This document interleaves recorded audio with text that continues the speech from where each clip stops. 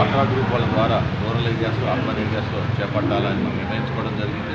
So మనము రకరకాల సంస్థలతో ఇది పనిచేస్తున్నాము. అలాగే ఈరోజు సిటీ టెర్రస్ గార్డెన్ సిటీజీ వారి ద్వారా కూడా మనం వెప్మా గ్రూపులకి అవగాహన కల్పించాలనే ఉద్దేశంతో ఇది ఇవ్వడం జరిగింది.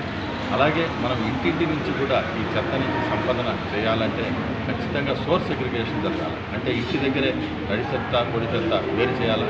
ఇది ఇంకా కూడా మనం ఇంటింటి నుంచి పూర్తిగా విజయవంతం కాలేదు. అందుకే మనం ఏమనుకున్నామంటే ఫిబ్రవరిలో ఏదైతే స్వచ్ఛాంధ్ర ప్రోగ్రాం జరిగిందో ఆ రోజు మనం దీనిపైన దృష్టి పెట్టడం జరిగింది. అలాగే మనం మార్చిలో సింగిల్ యూజింగ్ ప్లాస్టిక్ అంటే ఏదైతే ప్లాస్టిక్ అనేది ఖచ్చితంగా ప్రతి ఇంటి నుంచి కూడా చెత్త తీసేయాలనే ఉద్దేశంతో ప్రభుత్వం చాలా కృతనిశ్చయంతో ఉంది.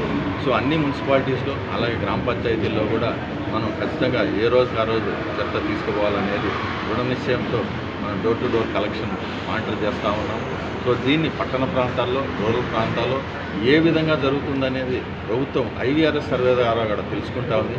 ఎక్కడైతే సరిగ్గా జరగడం లేదో అక్కడ కరెక్టివ్ స్టెప్స్ కూడా తీసుకోవడం జరుగుతుంది. అక్కడ ఉన్న మున్సిపల్ కమిషనర్స్ కానీ డీపీఓ కానీ తెలిపి మీ గ్రామంలో కానీ మీ వార్డులో కానీ సరిగ్గా దీన్ని తీసుకోవడం లేదు, దాన్ని ఇంప్రూవ్ చేయమని చెప్తున్నారు.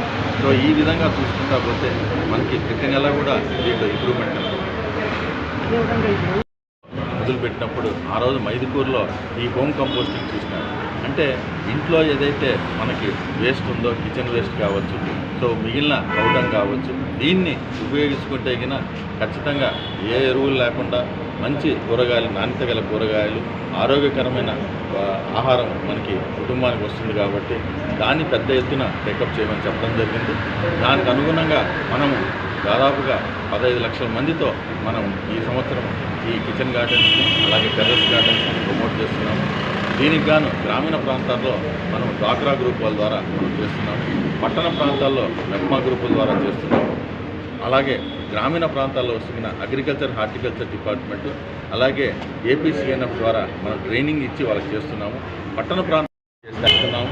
అలాగే అన్ని రకాలు అంటే స్కూల్స్ కావచ్చు, హోటల్స్ కావచ్చు, అంగన్వాడీస్ కావచ్చు, బస్ స్టేషన్స్ కావచ్చు, పార్కులు కావచ్చు, టూరిస్ట్ ప్లేస్ కావచ్చు, టెంపుల్స్ కావచ్చు, అంటే ఏదైతే ప్రభుత్వం ద్వారా మనం ఏవైతే రకరకాల ఇన్స్టిట్యూషన్స్ ఉన్నాయో అవే కాకుండా ప్రైవేటు అంటే ప్రైవేట్ పరిశ్రమలు ఇండస్ట్రీస్ లేదా కమర్షియల్ ఎస్టాబ్లిష్మెంట్స్ ఇక్కడ అన్ని చోట్ల కూడా మనం ఖచ్చితంగా ఈ వేస్ట్ టు వెల్త్ కాన్సెప్ట్ అనేది ఇంప్లిమెంట్ చేస్తున్నాము. ఈ విధంగా ప్రజలందరినీ కూడా భాగస్వామ్యం చేస్తున్నాము. నిన్న కూడా మనం చూసుకుంటే కింద దాదాపు 1-2 మంది పార్టిసిపేట్ చేయడం జరిగింది. ఈ విధంగా ప్రజలతోటి మనం అవగాహన కల్పించి చేస్తున్నాం.